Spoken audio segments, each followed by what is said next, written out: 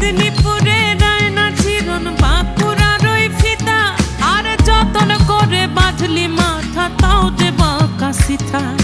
পেছ পাড়িয়ে